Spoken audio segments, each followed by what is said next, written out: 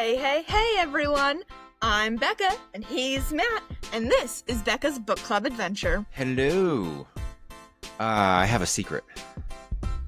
I gained a new personality recently. Ooh. I think I have officially joined Book Talk. I've officially joined Bookstagram. I am officially a female book nerd. I just read Fourth Wing. Are you now sheathing knives at your rib? All of my ribs, yes. It can I just say, really good book. Like stupidly good book. Like read it in 36 hours, good book. I think with all of life taken into account, trying to like do work and whatever, I think I've read it in 3 days during the week. So not the weekend, like during the week. That's one of those books. You remember when we were talking about I don't remember in what we were talking about specifically, but you brought up like how do you rate books? I think this is one of those where it's like there's gut reaction that this is a good book, sure, but I'm only going to rate it a 3.5 or a 4, and that's because you get a book like this, which is so all-consuming that nothing else matters. Like that's a 5. Yeah. Yeah. That's a 6. Violet Sorrengail now. I mean, I have questions about Violet for you. Not bad questions, just okay. Before we talk about the book, yes, this year we've got a fake advertisement because we're not actually sponsored by anybody, and we need to recap the book because you haven't read it in a hot minute, and then we can give it a go. So let's get started with today's sponsor, Costco Wine. Yes. Because nothing says refined adult like buying your alcoholic grape juice by the vat. It's the ideal pairing for a family holiday, so you can pretend that $9.99 bottle of Pinot is full-bodied with notes of vanilla. Very oaky, exactly. Costco wine isn't boxed or bougie. It's just budget-friendly. So, get you some. And as already noted, we're not actually sponsored or paid by Costco. But you gotta live a little and laugh at life. Because otherwise, what's the point? Yeah. Very good point. And speaking of the point is that I read Fourth Wing. Okay. If anybody listening would like to actually like join our conversation about Fourth Wing or Crescent City or whatever we're reading, feel free to drop us a comment or review. You can throw us an email at bookclubbyBecca@gmail.com, or you can DM us on Instagram at Becca's Book Club Adventure. Hopefully we hear from you. Before we get too far involved, I have the neediest puppy behind me. I forgot. That's okay. Y'all, this is Duxie. Duxie just had surgery. How's Duxie doing? We've been so focused on your closet that just got finished. How's the pupper? Hey, buddy. Yeah, there's a nose in there. He's doing fine. Honestly, actually, the surgery went much better than the last one.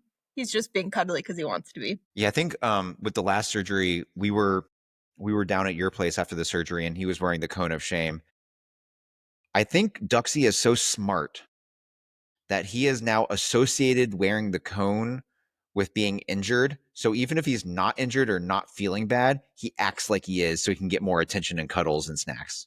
Yes. He's like, I am ill now that you have put this on my head, and I now need pets and full body attention.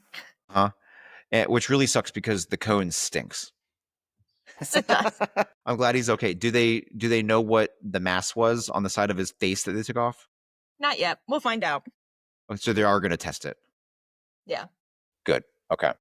That was like half the surgery cost. I'm just going to put it out there. Dogs getting surgery, wildly inexpensive compared to humans. Everything for dogs is less expensive. Their meds, their care visits, even their hotels. I would love to have a hotel for like $35 a night. Right? All right. Okay. Back to the book. That's right. All right. So we're going to recap this. I don't think this is going to be the most stellar recap in the world because Usually when I do recaps, it's after having read a book or a portion of a book like over the course of a week, and you have like time to digest it. So then when you go read like 600 pages in like 2.5 days, I think there's a little something to you skip through some stuff and you're just like speed reading because you're so invested. So pardon the recap. Okay, so Violet Sorrengail, great name by the way, is a 20-year-old female who is described as smaller than average, almost frail, Very frail. very mindful, very demure. Um, for her whole life, she has aspired to follow in her father's footsteps and become a scribe. Unfortunately, her father's dead, and her mother, General Lilith Sorrengail, has other plans and compels Violet to join the Riders Quadrant at Basgath War College, where she happens to be the general in charge. Compels is a nice word to put it. Violet's going to die one way or another, either in the scribe's quadrant at Lilith's hand or as a rider in the Riders Quadrant. So, this elite military academy trains healers, scribes, infantry, and dragon riders. And for the riders, the motto is graduate or die. Yeah. Okay, so Violet's older sister, Myra, provides her with a dragon scale vest and their late brother Brennan's journal, which is like more of a how to survive at Basgath guide than anything else. And Myra like teaches her how to braid her hair so that her long ass hair isn't something that people can just grab and kill her with. And Myra, being a dragon rider herself, is thoroughly convinced that Violet will die in this process. So Myra is also trying to petition Lilith to let her into the Scribe's Quadrant, but Lilith will not budge. So on conscription day, Violet faces imminent peril, nearly falling to her death during the parapet entrance trial, and she befriends her friend, Rhiannon Matthias, another first year, and encounters Xaden Riorson, a third-year cadet and a son of a rebel leader executed violently by Violet's mother. I never knew how to pronounce Xaden's last name. You said Ryerson? I like that. Right or wrong, Riorson. She also reunites with Dane Atos, a second-year squad leader who was Violet's best friend throughout childhood. Dane has Violet and Rhiannon placed in his squad in the Fourth Wing, a book title, so he can keep them safe. Side note, Dane is the worst kind of individual ever. He epitomizes everything wrong with dudes. Yeah. Anyways, good. He's the good guy next door that no one wants. Anywho, Xaden, wing leader of the Fourth Wing, now Violet's wing leader, harbors animosity towards her, given that her mom killed his dad, as do most of the first-year cadets, either from hatred or from jealousy. As term begins, Violet is targeted by her fellow cadets, especially a douchebag named Jack Barlow, because they all view her as weak. And, this is the military. You're only as strong as your weakest link. So, but Violet, she be smart, y'all. And so she leverages her high IQ as well as her brother's journal and ends up like outmaneuvering her opponents, outsmarting everyone, and even poisoning her competition like a Bum. Through all of these trials and tribulations, Dane is overprotective, causing friction and holding her back. Violet's interactions with Xaden, while fraught with tension, allow her freedom, and he even occasionally offers unexpected assistance. Violet rises to be the smartest one in her class due to her scribe training and upbringing, and even manages to win not all. I think she loses a couple, but like the vast majority of her physical challenges. She might be the slowest at some, but she never like fails when it counts. Eventually even mastering the gauntlet and acquiring the right to bond a dragon in the threshing ceremony. Mm-hmm. And during Threshin, Violet bonds with Tairn, a formidable black dragon who is arguably the largest dragon out there, who wasn't eligible for bonding, all because of Andarna. Because Andarna is a rare golden feathertail, and she was threatened by Jack Barlow, and Violet decided, no, I will stand up for the feathertail. So this dual bond is absolutely unprecedented, and even more shocking, Tairn is mate bonded to Sorrengail, Xaden's dragon, creating a life link between Xaden and Violet.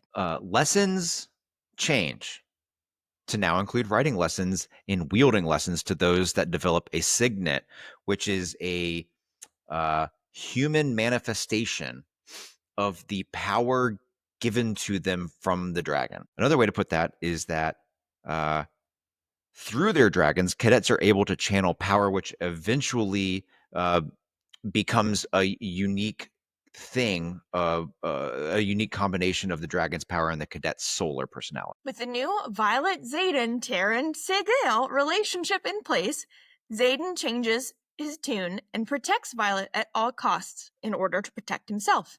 This results in a full-time bodyguard named Liam being assigned to Violet, personal sparring and writing lessons with Xaden, and even Xaden trying to intervening to kill those who are trying to kill Violet. Violet is one of the last cadets to discover her signet power, but she eventually does so after a life-threatening encounter with Jack Barlow during the squad games. Violet is a lightning wielder, and I don't think Hunt has anything on Violet.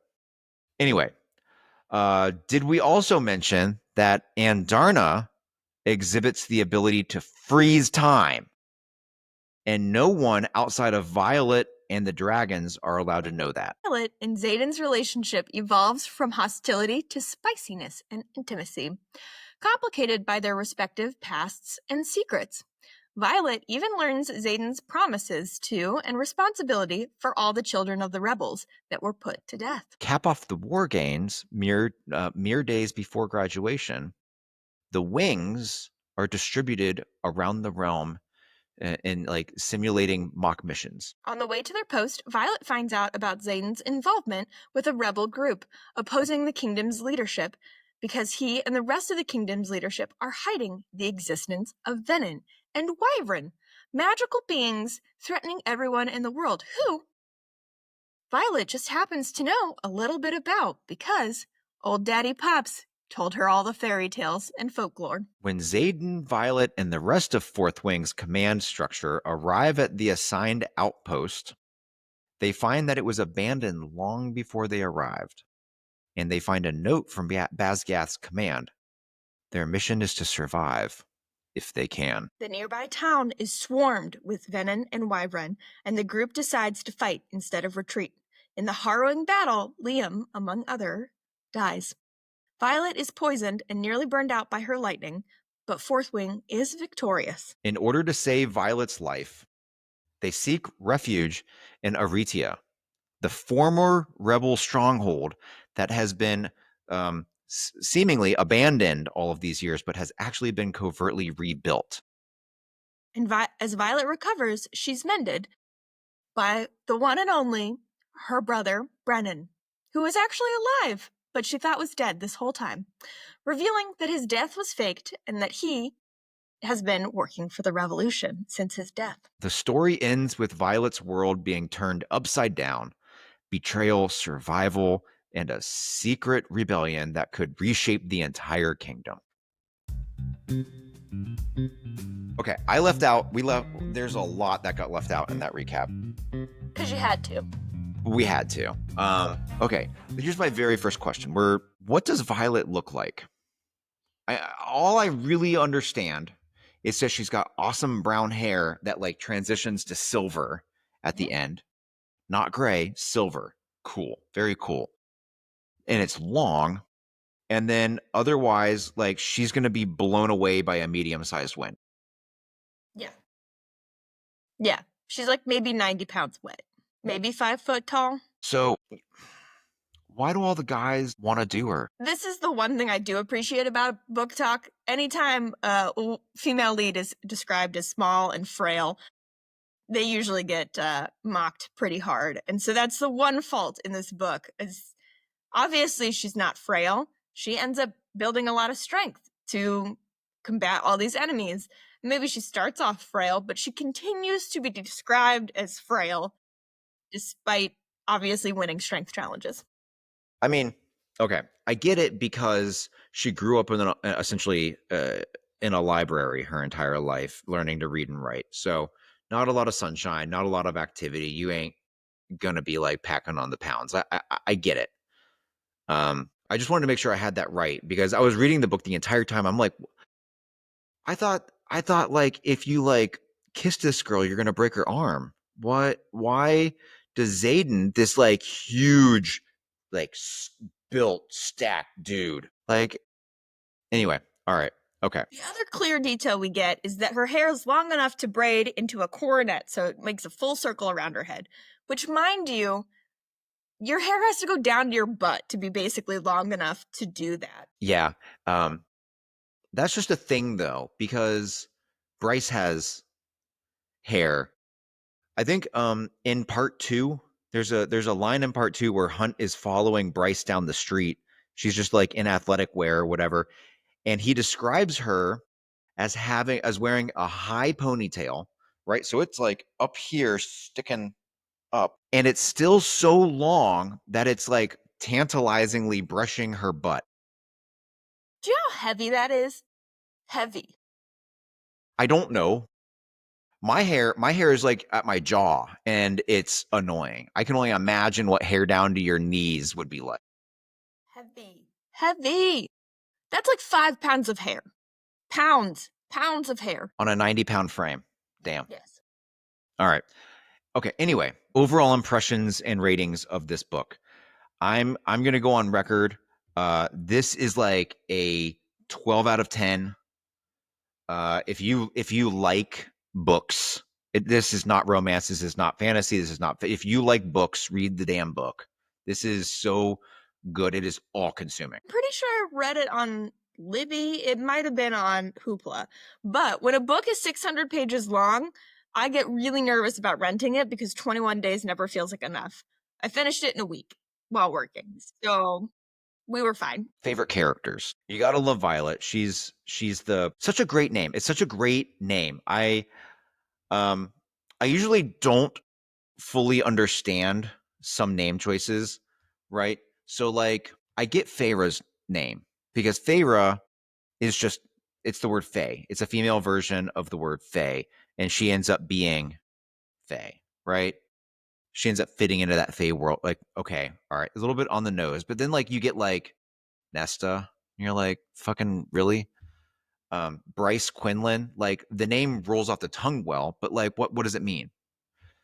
And even you get like Katniss Everdeen and all of the names, you're just always like, okay, it's a good name and it works with the character. Violet Sorrengail is such a sweet name. Violets, it's like violence, as Xaden calls her, but then violets are also very beautiful flowers. So it's also like a nod to how she's small and frail. Um, and then it's also a color. It's a deep purple, which is very close to like the black that they always wear, and it's a lot like Tairn being a dark dragon, and violet purple is very storm esque with her lightning wielding, and then you have Sorrengail, right? Soar in Gale, like she's a dragon rider. She's going to soar through storms of her own creating. What a freaking perfect name for a character. It's a perfect name, and it flows off of the tongue perfectly. 10 out of 10. Way to go, Rebecca Yarros. Well done. Well done. She's a great character. I appreciate how smart she is. Yes. I think after Violet, I think Rhiannon and Liam become my favorite characters. Yeah, I like Rhiannon a lot. And Liam, what a great dot. What a great spoiler alert for Liam's arc. If you don't want to know, turn this thing off.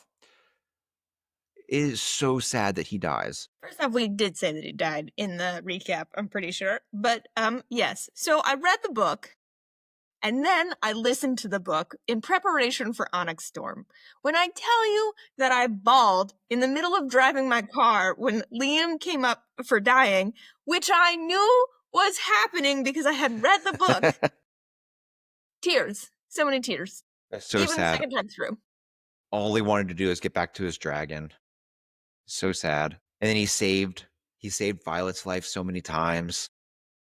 Well, in the way he dies, right? He's not actually hurt, right? So the interesting thing about the relationships between dragons and their riders is that if a dragon dies, the rider automatically dies with them. If a rider dies, depending on the dragon might survive and go get another rider.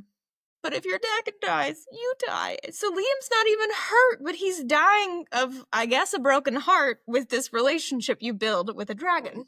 And the dragon only died because they saved Violet's life up in the air. Just like, So they save Violet. Violet's holding Liam as he's dying, knowing that he saved her. and she's actively burning out, dying herself from Yes. poison and whatnot at the same time. Is It's not like she's gonna go through. Like, she still might die in the next 3 minutes of battle. I really like Xaden. Xaden's dude. I'm a heterosexual, straight, white man. I have a wife. I would probably leave her for Xaden. Mixed feelings on Xaden. Don't get me wrong. He's really great. He's also really, really annoying. And Yes, well, you also have the foresight of books 2 and 3 that I don't have yet. I haven't read Onyx Storm yet, but yes, I have read Iron Flame. Okay. Okay, book 2 then. I don't think there's enough of Xaden in book 1 for me to call him annoying in book 1. Brooding, not communicative. Sure. But like he cares about everybody. All of the cadets of the rebels, he's like has their life in his hands. He's also extremely smart. And don't we just love a boy with smarts? I mean, your sister is on record essentially saying the only reason she married me is because I'm smart, which feels great to hear. But and on top of that, he's jacked beyond all belief. Yes. I mean, His relationship with secrets is what irritates me. And you talked about non-communicative. His ability to draw the line between leaving details out and not lying is intensely excellent as a spy. As a partner for Violet, it makes me want to be violent against him. my guess is because Xaden's going to graduate ostensibly. That's what I think. Um, he's not going to be at the school quite as much with conflict with Dane. And I think part of why Xaden becomes so endearing is because of the juxtaposition with Dane, where Dane won't let Violet be herself or independent or like, and it's all in the guise of I care about you, which is the worst sort of abuse. Whereas Xaden lets her be a strong, independent woman who don't need nothing, right? And like that is the thing that makes you stand at attention for Xaden, you know? Yes, Um, absolutely. It's not like I would pick Dane. no, I think I also really, I think, okay, so the college is super interesting, right? It's a little, there's a few of it that's like, why does everybody have to die? Like in the military, bodies are bodies, numbers are numbers, like on some way, shape, or form.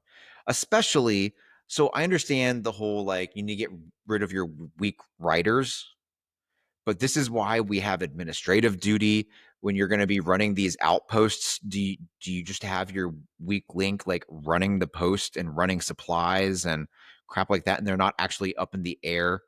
Like you need people, and they're ostensibly killing off 75% of their potential like military force in training. It's not like they get demoted to infantry. No, so I that's a little bit ridiculous to me. But I feel like the book from I'm going to read this series really gripped me when the wyvern and the venom and uh, there were three brothers, and there are these three factions in the world, and one of the brothers essentially founded the kingdom that Violet's in, and so now the kingdom knows about all of this, and they're like hiding it. They might have even like created it, like very kind of Hunger Games esque. Yes. And I really like that, and I'm excited to see where that goes. I remember the thing that struck me when I read it. It's very Hunger Games in terms of the political stuff, mixed with Harry Potter and the Deathly Hallows Yes. storytelling, which Chef's Kiss is very good. It also gives me like the unfortunate events of the Lemony Snicket series. Yeah. Yeah. Not necessarily the whole series, just the concept of like everything's always wrong. So Brennan is alive and he's working with the rebellion. He's been working with Xaden this entire time. But Myra is still, I don't want to say that she is like a Violet's mother. Like, I don't know if she's drinking the Kool-Aid, knowing the secrets, wanting to hide the secrets, but she's definitely in the kingdom's pocket, Yep. as it were. So She's you're a going to prize have fighter. mom and sister versus Violet and brother. And that's going to be super fun. And I really hope that somebody kills Lilith Sorrengail, but they also convert Myra to join the rebellion. That's what I want. What an ending that would be. Yeah. And on some level, like, okay, I can understand we're gonna like rid the world of Venin and Wyvern. That would be a logical arc for the series. But on some level, I would love for them to fix the like origin story instead and convert the Venin and Wyvern to a cause of good or something. That would be super interesting. Even though it's very clear that that can't happen because the Venin are like completely poisoned and like you can't handle the source directly and whatever. And Listen, the dragons are not on board. Sorry, what? I'm gonna need you to read Iron Iron Flame. Flame so we can Okay. get on to Onyx Storm together. Okay. Yeah, okay. So 12 out of 10.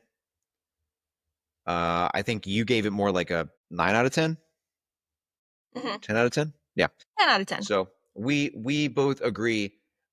If you like words on pages, you should probably read this. Really good. I have Iron Flame out from the library downstairs. I've been waiting to have this conversation before jumping into it.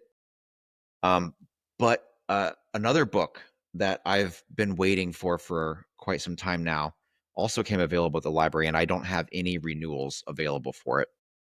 So I have to read that one first. It is called Silver Elite. And it's about? It is Katniss Everdeen for adults, is something that I saw on Book Talk. And it's supposedly the book of the year. The library system bought like 450 copies.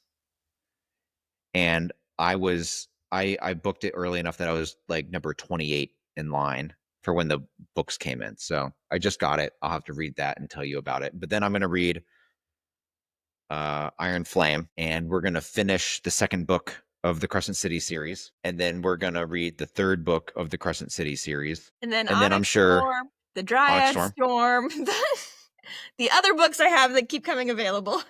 The never-ending TBR. If anybody's listening, if you have any recommendations of where we should go after Empyrean and Crescent City, knowing that we've read all the other Sarah J. Maas books, and you can look at our episode history to see all the other books that we've read on the side. We have a TBR list, but it's always helpful to get recommendations from people because when you scroll through Instagram or TikTok, you'll get a video of a nerdy book fluencer with a stack of like 60 books.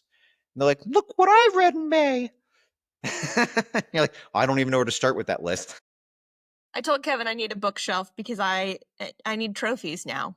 It's time to start a trophy collection. Yeah. Okay, so that done? We're done? We done. We done. All right. Ah. See y'all in the next one.